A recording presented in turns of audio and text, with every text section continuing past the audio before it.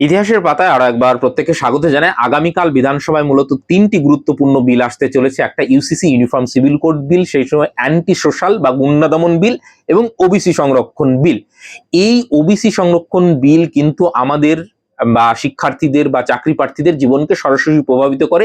এই বিষয়টা নিয়ে আমরা আলোচনা করব এবং আগামীতে কি হতে পারে, নতুন করে ওবিসিতে ইনক্লুড হতে পারে কি পারে না, সেই বিষয়টা নিয়েও আলোচনা করব। দেখুন, যারা বাদ গিয়েছেন তারাও কিন্তু আবার নতুন করে ওবিসি সংরক্ষণের আওতার মধ্যে আসতে পারেন। এই বিষয়ে কিন্তু কোনো রকম বুঝিয়ে বলছি এবং একটু ধৈর্য ধরে বুঝুন। এর আগে কিন্তু ওবিসি সংরক্ষণ কবে কিভাবে আসলে আমি বলেছিলাম, তাও সংক্ষেপে বলে দিচ্ছি। দেখুন, ওবিসি সংরক্ষণ কিন্তু ভারতবর্ষের স্বাধীনতার পর থেকেই ছিল না। শিডিউল কাস্ট শিডিউল ট্রাইবদের জন্য থাকলেও ওবিসি সংরক্ষণ ছিল না। আসে কবে থেকে? 1993 সালে। এবং এর ব্যাকগ্রাউন্ডটা অনেক আগে থেকেই তৈরি হয়েছিল। এবং এই রিজার্ভেশন পলিটিক্সটা যদি বুঝতে হয় আপনাকে কিন্তু গো বলয়ের পলিটিক্সটা আপনাকে বুঝতে হবে বেসিক্যালি। সেই সময় যেমন মুলায়ম সিং যাদব বলুন বা তার ছেলে অখিলেশ যাদব, এরা যে যাদব ভোটের ওপর, তো ওইখানে কিন্তু ওই পলিটিক্সটা চলে। বেঙ্গল বেস আমরা ওইটা ওইভাবে দেখি না, কিন্তু গো বলয়ে কিন্তু এই রাজনীতিটা কিন্তু রয়েছে। তো এই যে রাজনীতি, সেই সময় প্রথম মোরারজি দেশাইয়ের নেতৃত্বে প্রথম অকংগ্রেসি প্রধানমন্ত্রী হচ্ছেন মোরারজি দেশাই। এবং 1979-এ মন্ডল কমিশন গঠন হচ্ছে। ভালো করে খেয়াল করুন, মন্ডল কমিশন গঠন হচ্ছে এবং তারপর মোরারজি দেশাই আর থাকছেন না প্রধানমন্ত্রী, এবং পরবর্তীতে চৌধুরী চরণ সিং প্রধানমন্ত্রী হলেও সেই সময়, এবং 80-তে তো ইন্দিরা গান্ধী চলেই আসছে আবার। তো মন্ডল কমিশন কিন্তু তার সুপারিশ করছে 27% ওবিসি সংরক্ষণ দেওয়ার জন্য। কিন্তু সেই সময় কিন্তু কেন্দ্র সরকার এটা মেনে নিচ্ছে না। অবভিয়াসলি সেই মানে সবাই সবার মতন ভোট পলিটিক্সটা করে, এটা আপনারা বোঝেন। কিন্তু পরবর্তীকালে আপনারা দেখবেন যে ভিপি সিং এর ওই সময়টায় 1993 সালে কিন্তু সংরক্ষণটা আলটিমেটলি দেওয়া হচ্ছে। কেন দেওয়া হচ্ছে না, এইটা কিন্তু সুপ্রিম কোর্টে চ্যালেঞ্জ হয়েছিল এবং সুপ্রিম কোর্ট পরবর্তীতে মন্ডল কমিশনের রিপোর্টের ভিত্তিতেই কিন্তু এই যে 27% যে সুপারিশ করেছিল এটাকে বৈধ বলে এবং এদেরকে মানে সংরক্ষণ দিতে বলে। এইটার যদি বৈধতা আপনি খুঁজতে চান তাহলে আপনাকে মন্ডল কমিশনের রিপোর্ট পড়তে হবে। মন্ডল কমিশনের রিপোর্টে পরিষ্কার করে এই বিষয়টা উল্লেখ করা হচ্ছে যে কোন শ্রেণীর মানুষের কাছে কতগুলো সম্পদ রয়েছে, কারা কতটা এগোতে পেরেছেন, পিছোতে পেরেছেন, সেই বিষয়ে কিন্তু বিস্তারিত মন্ডল কমিশনের রিপোর্টে রয়েছে। এবং মন্ডল কমিশনের রিপোর্ট অনুযায়ী এসসি এসটি ওবিসি মিলে কত পার্সেন্ট? 85% ভারতবর্ষের জনসংখ্যা এসসি এসটি ওবিসি কমিউনিটির মধ্যে পড়ে, অল ওভার। দেখুন, স্টেট বেসিসে সেটা ভেরিয়েশন মানে আসতে পারে, জেনারেল মোটামুটি আপনি ধরে রাখুন সেটা 15%। তো এই যে এই বিপুল সংখ্যক 85% মানুষের কাছে সম্পদ খুব নগণ্য, এবং এই ডিসক্রিমিনেশনটা যদি মানে কমাতে হয় বা সমতা যদি আনতে হয় তাহলে কিন্তু সংরক্ষণের প্রয়োজনীয়তা রয়েছে। এই সুপারিশের ভিত্তিতেই কিন্তু মন্ডল কমিশন যে 27% যে সুপারিশ করেছিল সেটা সুপ্রিম কোর্ট মান্যতা দেয় এবং 1993 সালে national commission for backward class গঠিত হয় ওই যে সুপ্রিম কোর্টের রায় অনুযায়ী। এবং ওই সুপ্রিম কোর্টের রায় অনুযায়ী প্রত্যেকটা স্টেটকে একটা ব্যাকওয়ার্ড ক্লাস কমিশন গঠন করতে হয়। সেই সময় West Bengal backward class commission act 1993-তে যে অ্যাক্ট হয়েছিল, সেই আইনে বলা আছে কিভাবে ওবিসি সংরক্ষণটা দেওয়া হবে। এবং দেখুন, ওবিসি কে হবে এই সংজ্ঞা সরাসরি কিন্তু কোথাও উল্লেখ করা নেই। কিসের বেসিসে তাহলে?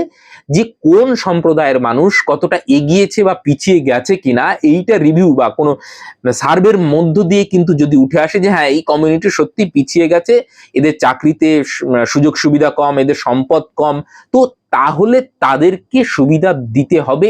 এইটা কিন্তু ওই অ্যাক্টের মাধ্যমে, আমি খুব মানে সংক্ষেপে সরল করে বলছি, যে মমতা বন্দ্যোপাধ্যায় যে ভুলটা করেছিলেন বা বামফ্রন্টের শেষের দিকে, যে কোনো কিছু রিপোর্ট বা ওই যে কমিশনের যে একটা এখতিয়ার রয়েছে যে একটা কমিশন গঠন করা হবে, তারপরে সার্ভে করা হবে, সেই সার্ভেতে যে ডেটা আসবে তার উপর বেস করে কমিশন সুপারিশ করবে, সেইটা সরকার মান্যতা দেবে। এই হচ্ছে প্রসেস। তো ওই প্রসেসটা মান্যতা না দিয়ে কি করেছে, স্টেজের উপর থেকে বলে দিয়ে এই যে আজকে থেকে তোমরা ওবিসি, এই যে ভুলটা করলো, তার মানে কি আইনটা মানলো না। এই জন্যই কিন্তু কোর্টে গিয়ে এই যে 77টা সম্প্রদায় বাদ গেল, এই জন্য বাদ গিয়েছে। পরিষ্কার হলো, বোঝা গেল যে বাদ কেন দিয়েছে। আগের গুলো কেন বাদ গেল না? আগের গুলো প্রপার নিয়ম মেনে হয়েছে। এইবার নতুন সরকার কিন্তু এই ব্যাকওয়ার্ড ক্লাস কমিশন ঢেলে সাজাচ্ছে, এবং এই সাজানোর পরেই এইবার নতুন করে সার্ভে করা হবে। আমি জানি না জনগণনা যে শুরু হয়েছে, আগে দেখুন 2001 এবং 2011 জনগণনাতে কিন্তু এসসি এসটিদের সংখ্যা কোনো ওবিসিদের কিন্তু আলাদা করে আইডেন্টিফাই করা হয়েছিল না। আমার যতদূর আমি যা সেন্সাস রিপোর্ট ঘেটেছি তাতে কিন্তু সেখানে ওবিসিদের কিন্তু আলাদা করে আইডেন্টিফাই করা হয়েছে। এই সেন্সাসে করা হয় কিনা সেটা দেখতে হবে। এই সেন্সাসের ডেটার উপর ভিত্তি করে আগামীতে সেটা হতে পারে, অথবা কোনো কমিশন গঠন করে ব্যাকওয়ার্ড ক্লাস কমিশনের ইন্ডিপেন্ডেন্ট কোনো বডি, এটা কিন্তু দীর্ঘ প্রসেস।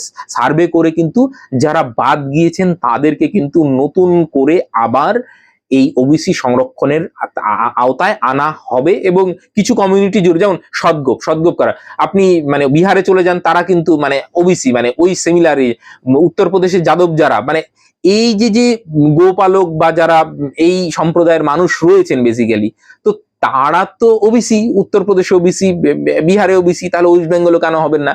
এটা হয়েও ছিল, বাদও গিয়েছে। কিন্তু আমার দৃঢ় বিশ্বাস আবার যদি সার্ভে হয় তারা কিন্তু কমিউনিটি, তো এরকম অনেক কমিউনিটি আছে, এইরা কিন্তু ওবিসি সম্প্রদায় ভুক্ত হওয়ার মতন যোগ্য, এবং তাদের যে আর্থিক অবস্থা সেটাও ভালো নয়, এবং চাকরিতে তাদের অংশগ্রহণও ভালো নয়।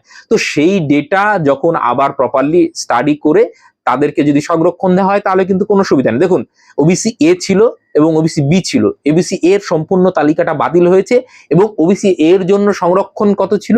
10%। তো সেইটা অবভিয়াসলি 10% বাতিল হবে, এবং 7% রয়েছে। এখন অনেকেই বলবেন কমে গেল। আরে জনসংখ্যাটাও তো কমে গেল। ওই 77 যে মানে সম্প্রদায় মানুষ যে বাদ গেল, তারা কোথায় যাবে? তো তাদের পার্সেন্টেজটা জেনারেলে ঢুকে গেল, এবং তারাও জেনারেল ঢুকে গেল। এবার যে 66টা সম্প্রদায় রয়েছে, আমি যদি খুব ভুল না করি 11 সেন্সাস অনুযায়ী 8-8.5%, খুব বেশি হলে এখন 9% হতে পারে তাদের মানে জনসংখ্যা, 66টা মিলে এই ওয়েস্ট বেঙ্গলের জনসংখ্যার নিরিখে। তাহলে তাদেরকে কত বেশি সংরক্ষণ দেবে? তাহলে 7% যথেষ্ট। এবার যদি আবার নতুন করে কোনো সম্প্রদায়কে ইনক্লুড করা হয়, তখন কিন্তু তার যে জনসংখ্যার রেশিও, সেই জনসংখ্যার রেশিও অনুযায়ী কিন্তু এইখানে বাড়বে। এই জন্য কিন্তু সেন্সাসটা প্রতি বছর খুব গুরুত্বপূর্ণ, যে 10 বছর পর সেন্সাস হয়, এইটা কিন্তু খুবই গুরুত্বপূর্ণ একটা ডেটা। এবং এর উপর ভিত্তি করে অনেক কিছু ভারতবর্ষের চিত্র, হাল হাকিকাত কি রয়েছে রাজ্যের বোঝা যায়। তো এই যে সেন্সাস ডেটা, তাদের জনসংখ্যা কত রয়েছে, কতটা বেড়েছে, তার উপর ভিত্তি করে সেই রেশিও অনুযায়ী কিন্তু আবার সংরক্ষণ দেওয়া হবে। এইটা কিন্তু আমি মোটামুটি সাদা চোখে দেখতে পাচ্ছি, যে আগামীতে ওবিসি যে 66টা সম্প্রদায় তার মধ্যে কিন্তু ইনক্লুড হবে, এবং 7% থেকে ওবিসি সংরক্ষণ কিন্তু বাড়বে।